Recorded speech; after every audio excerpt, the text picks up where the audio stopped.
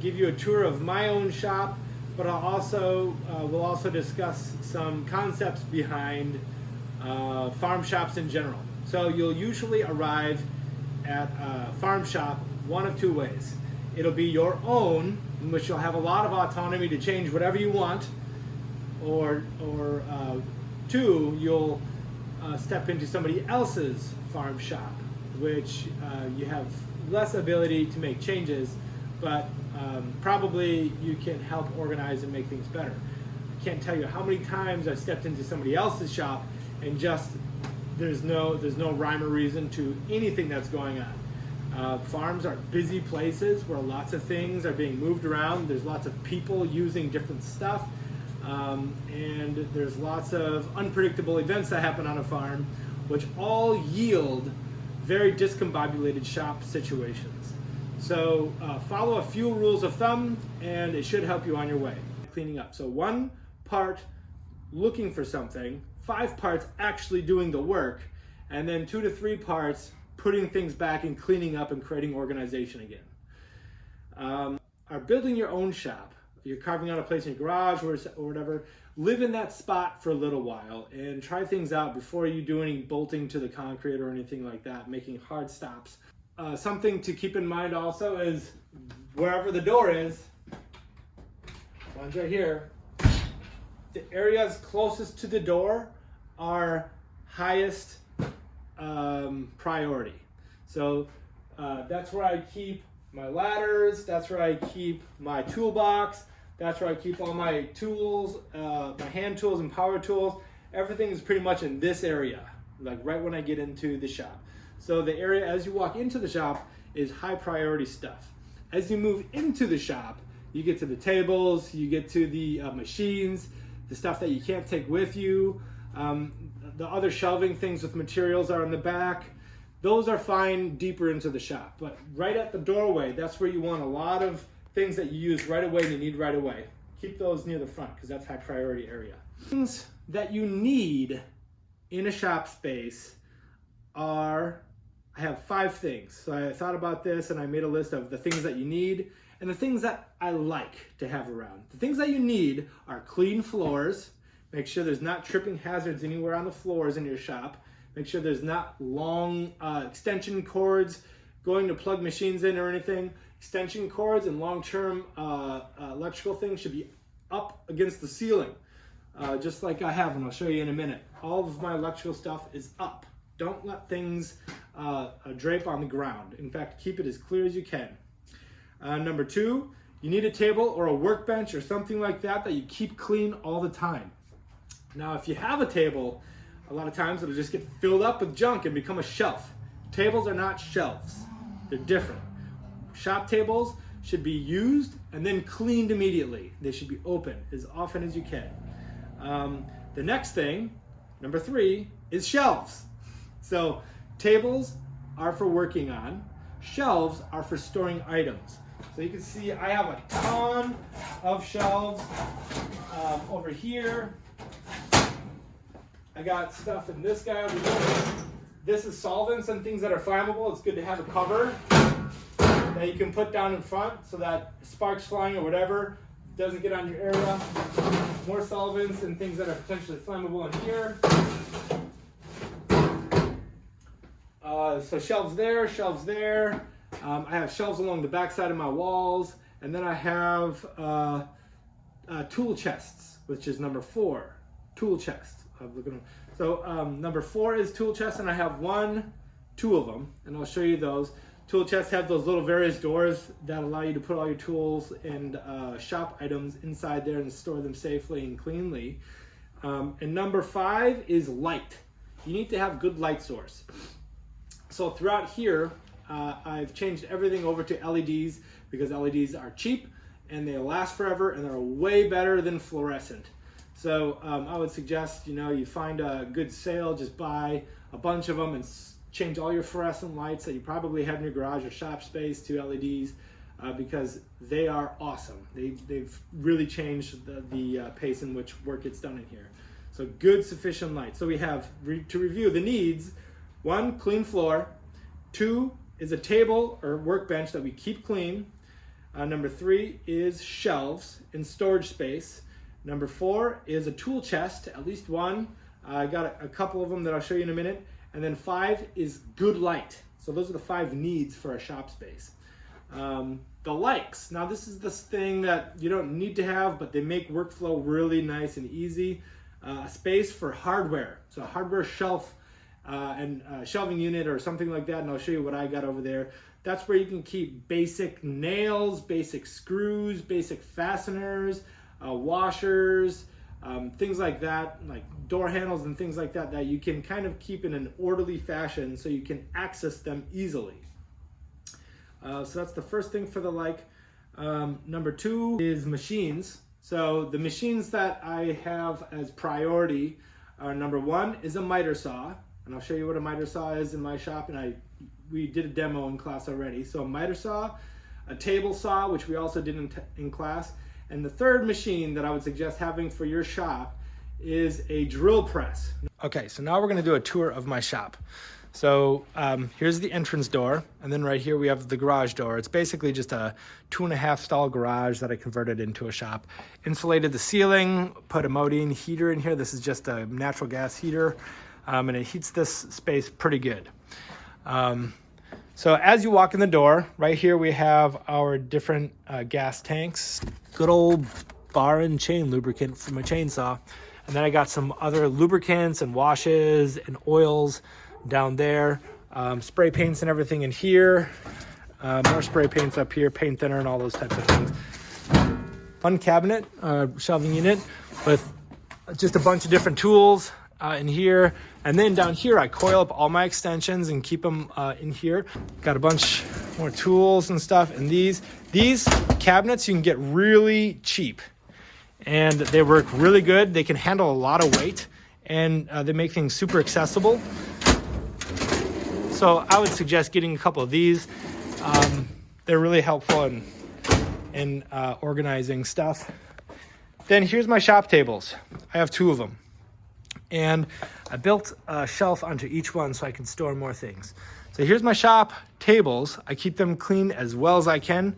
And it really helps the workflow, and I'm able to get a lot more work done if I do keep them clean. The tool chests. So this one's dedicated primarily to my painting.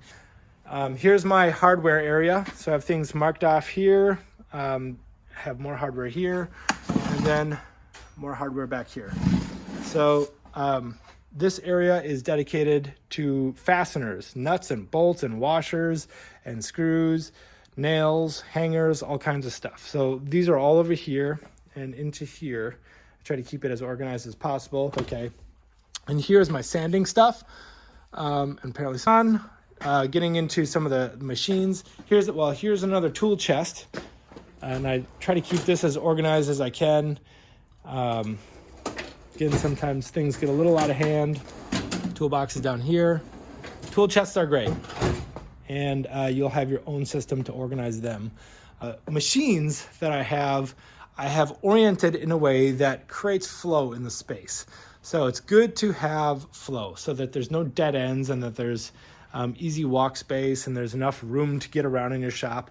I could load this with more machines, but it would just be even more cluttered. And I think I got it maxed out right now so that I can walk around comfortably and not have to, move anything out of the way. I've been in shops where in order to walk anywhere, you literally need to move machines around. That drives me nuts.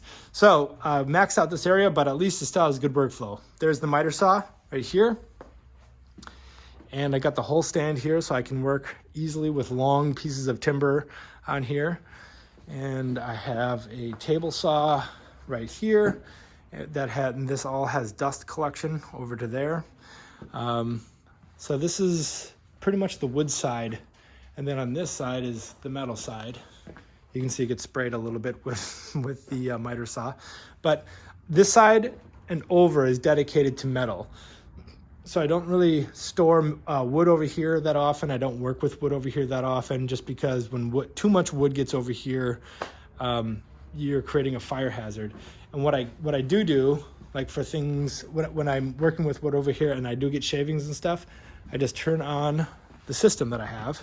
Get a vacuum, Vacuum systems are nice, but not necessary in a farm shop setting. And then I can just suck it all up. If you don't have a big system like this, you can just get a little shop vac right here and run around with it. It's just as good.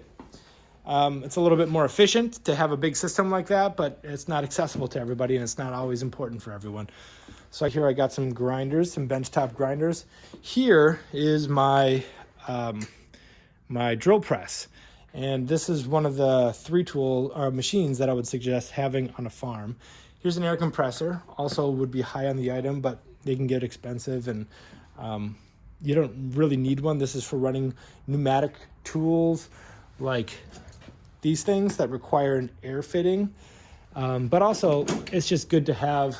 If you're lazy, I can just blow it all off and then vacuum the floor later. Right here we have the welding stuff.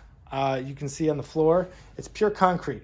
And I don't want to have anything that's flammable on the floor in the welding area because it can catch on fire. I have more shelves over here. So shelves that store equipment for welding, but also for other things. That's a generator down there. It's a stereo for offsite.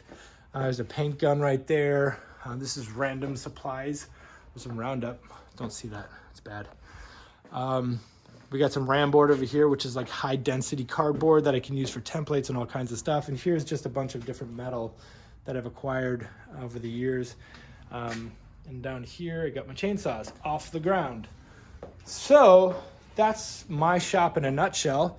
Oh, I did want to show you the lights. So you can see all of the LED lights up there. And these lights are like 15 bucks a piece and they are amazing.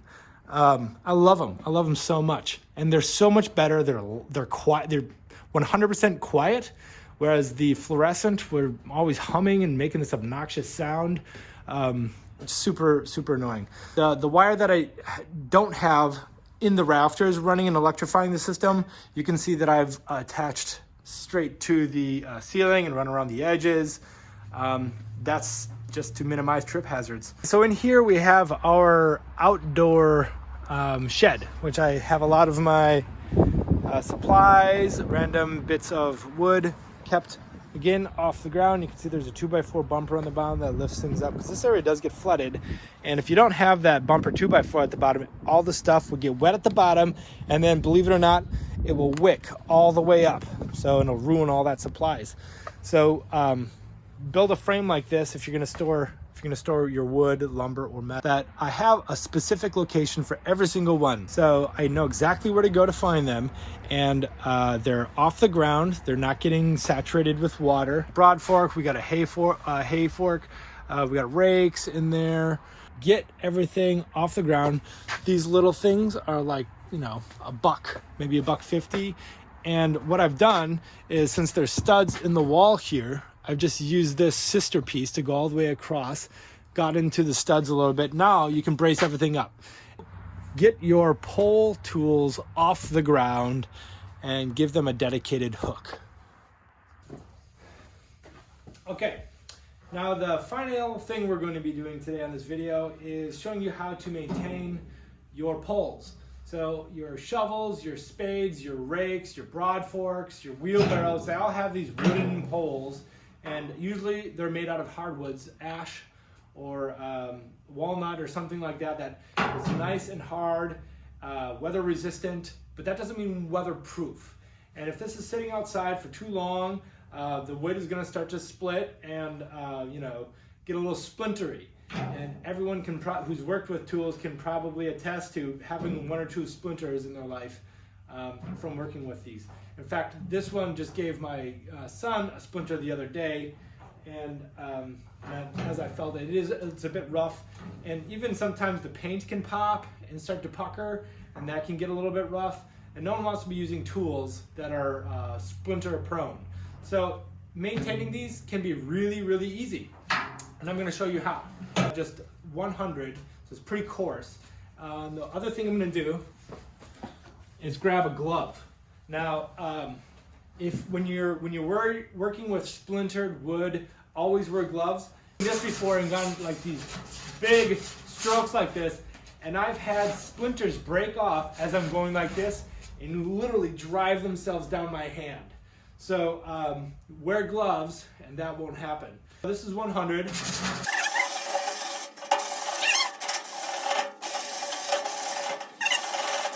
But you really only have to sand the areas where you're going to be actually touching with your hand. A wheelbarrow right here, we just have this part. So this is the only area I'm going to sand. And then I got 220, and I'm just going to finish sanding real quick.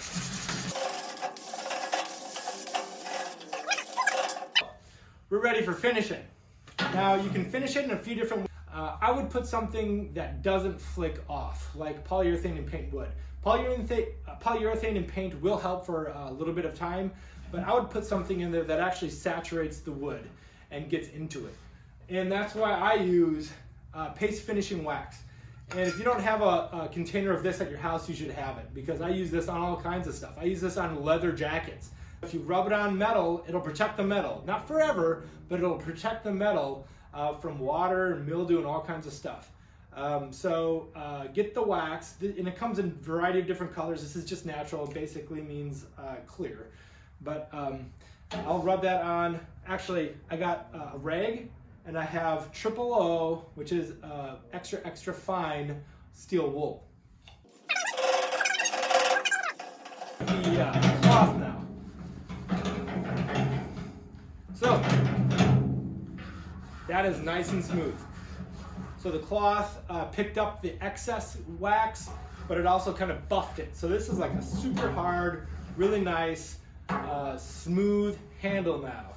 Now if I wanted to do the rest of it, I could go ahead and take this and work down and do it that way. Or if I'm in a pinch, I can just use a lubrication like this. This is silicone, and I'll just spray it.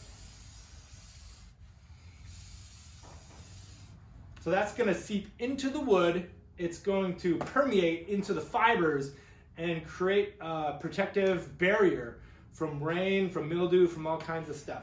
So if you're in a pinch, just spray it with some lubricant.